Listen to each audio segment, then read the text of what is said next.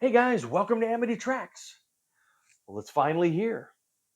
After much gnashing of teeth and clutching of pearls and debates and discussions and arguments, we now have the work itself to judge.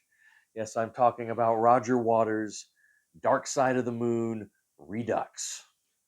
So, as I'm sure you know by now, on this 50th anniversary year of this little thing here, Pink Floyd's Dark Side of the Moon, Roger Waters has decided to revisit the work. And let's talk about how successful that is. So, um, and I've said this before, my philosophy on covers, and this is essentially what this is, right? I mean, he's basically reinterpreting, covering, his own work, or at least the work of the band that he was in. We'll talk about that issue in a minute as far as his view on the contribution of the other members.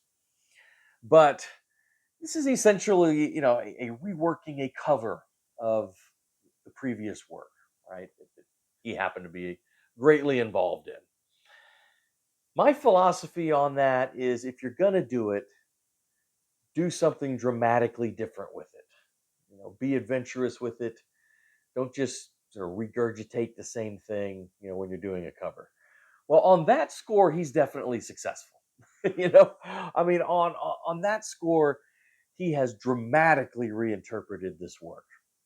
So I got to give that to him. That this is I believe he's 79 years old, so he's almost 80-year-old man, sort of revisiting the work of his youth, right?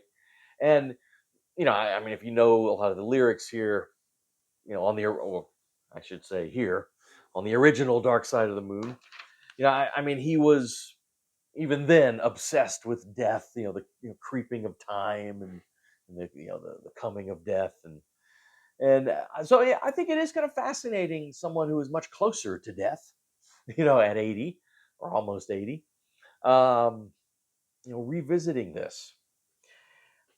His motives for doing this has been much of the discussion, right?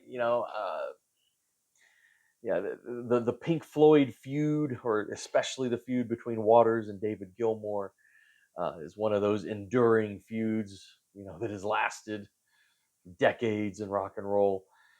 And some people accuse him of wanting to basically erase the contributions, downplay the contributions of his bandmates, Gilmour, Nick Mason, Richard Wright.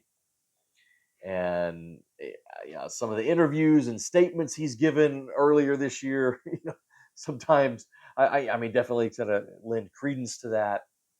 And he's kind of backpedaled on some of that too. So, who knows? I mean, it's very clear it's not a replacement.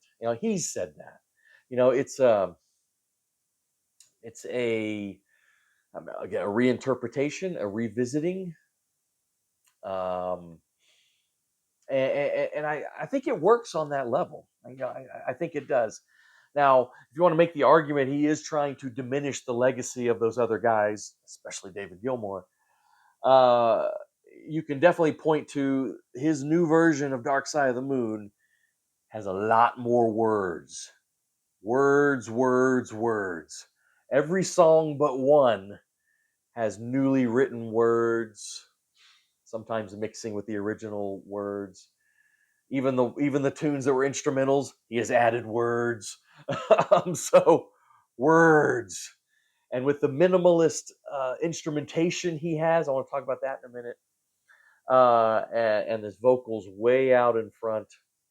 Um, I think he wants to stress the words. Now, on that score, also for me, I'm definitely more of a music guy. Some people kind of really focus on lyrics. Some people focus more on the music. I always hear the music first, lyrics second for me. And in the Gilmour versus Waters feud, I've always been more on Team Gilmour. But I think this is pretty fascinating stuff. There's only one song, on here that he didn't, add additional lyrics to, and that's Us and Them. and we'll get to that. Yeah, what's kind of interesting is, well, yeah, I think Us and Them is actually one of the best songs on here, and it's interesting that's the one that he didn't add any new lyrics to.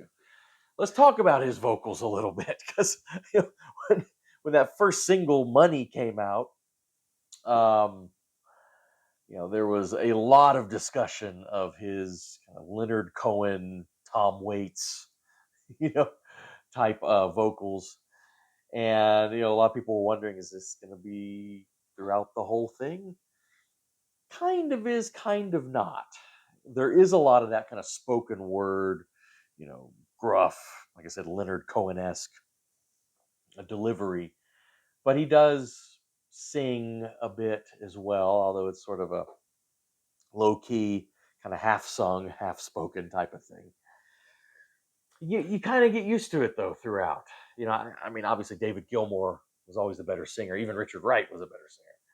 But this is such kind of a personal walkthrough of this whole thing that I don't know. You do kind of get used to it. The instrumentation again is very spare. I actually kind of like it as I hear it though. There's this kind of spare bass. Roger Waters only plays bass on one song. I believe it's Any Color You Like. But so it was very spare bass, just a little bit of acoustic guitar. You have to wonder the almost complete absence of guitar is sort of a little dig at David Gilmour, right? I actually really like the drum sound on here. It's real dry, not much. You can barely hear sometimes some cymbals and that, but it's mostly just kind of this sort of muted, dry drum, which kind of works on some of this stuff. Got some really kind of innovative use of some strings in here. The theremin appears sometimes, which is kind of cool. There's an organ, slide guitar comes in sometimes.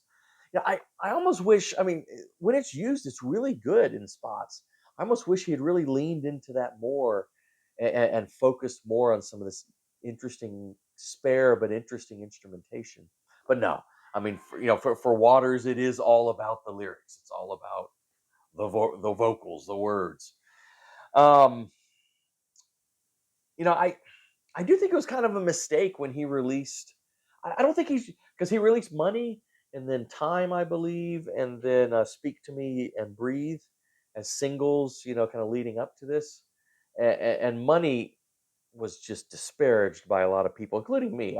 Well, I don't know. Actually, I didn't hate it as much as some people, but I didn't like it a lot either. What's interesting is in the context of the whole thing, it works a lot better.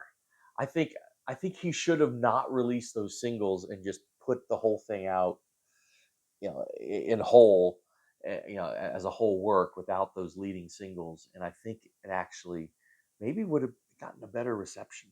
Well, let's talk about what he does here. We'll just kind of go through here. It goes in order of the original, Dark Side of the Moon album. Opens with "Speak to Me and Breathe," which I think lyrically is the most effective because what's really cool is with "Speak to Me," he uses the lyrics from a song called "Free 4" from the Obscured by Clouds album, which actually was a soundtrack that they did and recorded around the same time as the original Dark Side of the Moon. And I love that song, the original song. But it's real kind of, it's almost musically, it's almost jaunty. It's got this acoustic guitar, and it's eh, juxtaposed with these really dark lyrics. Although, again, since I'm such a music person and less a lyric person, I never really focus all that much on the lyrics of this. But here, so he takes those lyrics from Free For, and and they're really, yeah, lines like, the memories of a man in his old age are deeds of a man in his prime, right? And life is a short warm moment and death is a long cold rest. Doing that, kind of Leonard Cohen, you know speaking, singing, it's a lot more ominous, and it really works. I mean, so that opening is great. I think it, honestly, lyrically or vocally, it might be the strongest part of the album. is is the is the opening song. Um, you know, Time, even when Time was he put at that as a single, I like Time. Any Color You Like, which of course instrumental on the original, but he adds lyrics to there. I like, and Brain Damage and Eclipse. It's a real nice touch. If you listen, you gotta listen carefully because it's almost kind of muttered, and but he starts Brain Damage with this line where he says, "Re-record Dark Side of the Moon. He's gone mad." Anyway, it's I think it kind of works. It's sort of at least somewhat self-aware. Money, like I said, I still don't think it's a highlight here, but I think it works a lot better within the context of the record versus the standalone single, which was like really strange. On the Run has lyrics as well. That's pretty good. Um, I like Us and Them a lot. I think Us and Them actually in this more spare version, I think is quite beautiful actually. And like I said, it's interesting that that's the only one where he doesn't add any new lyrics to, and he actually kind of sings it through it all the way through. I've always loved that song. I love the original. It's beautiful. My least favorite on here, which is interestingly also my least favorite track on the original Dark Side of the Moon, is Great Gig in the Sky. I know a lot of people love that. I've never been into that song. I mean, even like I said, even the original. I mean, yes, I acknowledge those powerhouse vocals from Claire Torrey on the original song. Those, of course, are not present here. But I don't know. It's just Great Gig in the Sky never grabbed me on the original, and it doesn't grab me here either. It's my least favorite track here. This is where I think his new lyrics get really tedious. Just on this one, he recounts this correspondence regarding the death of a friend of his. It's like I don't know if that really holds up on repeated listenings over and over. So I'm not a big fan of the Great Gig in the Sky on here. I gotta say, I was skeptical, kind of interested. When I heard about this endeavor, and I've got to say, since it came out, it's been out about a week. I wanted to review it earlier. I was out of town for a few days, so finally getting to it here. I have found myself returning to it a lot over this week, especially late at night. I think it's definitely kind of a nighttime listen, and it really is.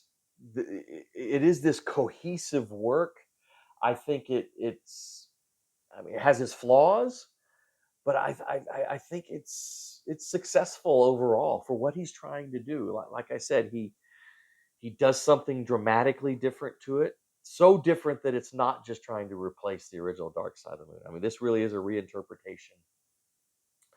I mean, he's definitely put a lot of effort into it, a lot of heart into it. I like a lot of the new lyrics. It doesn't all work, but I think it works. And even that, like I said, when that single of Money came out, his vocal delivery was sort of annoying in that. But in the whole context of the whole thing, you really come around to it. At least I do. So yeah, I mean, am I going to ever throw this out? No. Is this better than this? No. But is this good? I really like it actually. I gotta say, and I didn't think I would, especially when the Money single came out. But I've come around on it, and I like I said, I've found myself wanting to listen to it again and again. This past week.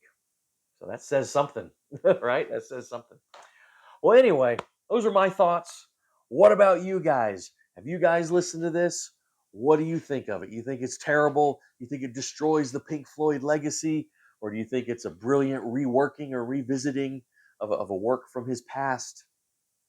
What do you think of Roger Waters' Dark Side of the Moon Redux? Let's talk about it in the comments, guys. Well, thanks for watching.